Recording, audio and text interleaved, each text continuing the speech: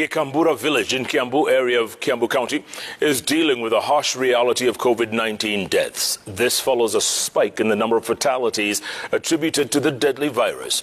According to reports, there have been at least 12 deaths in the span of 1 month. The dead include 3 members of one family who all succumbed in a span of 10 days.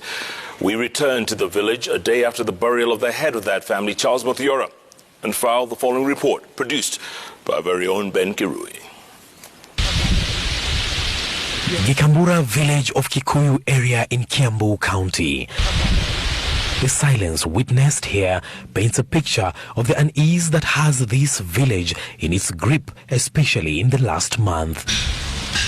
In the homestead of the late Charles Muthiora's family, the loss of 3 family members is painful for those left behind. Losing loved ones consecutively, na although tunajikaza inatuuma sana. All was well in this homestead at the beginning of the cold month of July, but the events in the weeks that followed were unbearable. It all began when Susan Muthiora fell sick around the 15th of July.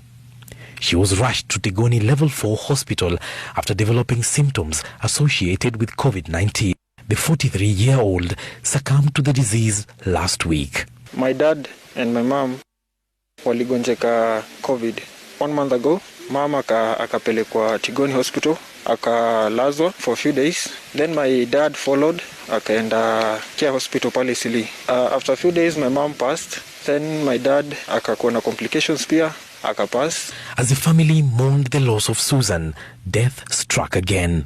24-year-old Victoria Malitui, the daughter-in-law, succumbed after developing complications related to COVID-19, adding salt to injury. After my mama aliugua, akalemewa akapass, my sister-in-law alikuja huku kiasi na akaugua pia, akapelekwa hospitali. It was a bit late. Pia the same day burial ya my mom akapass. In this village, burials have become a frequent occurrence, perhaps too many, and they have caused fear among residents who earlier appeared to be skeptical about the existence of the deadly disease. In this area, it has been very tense. Everybody is very scared about the situation. Hapa Gikabura tumekuwa na shida sana hii ugonjwa. Maana watu wamekuwa wagonjwa sana. Lakini sasa hivi wenye wamesikia hizi cases wameanza kuimprove. Maji wako nayo, kila kitu wako nayo. And please take this very seriously.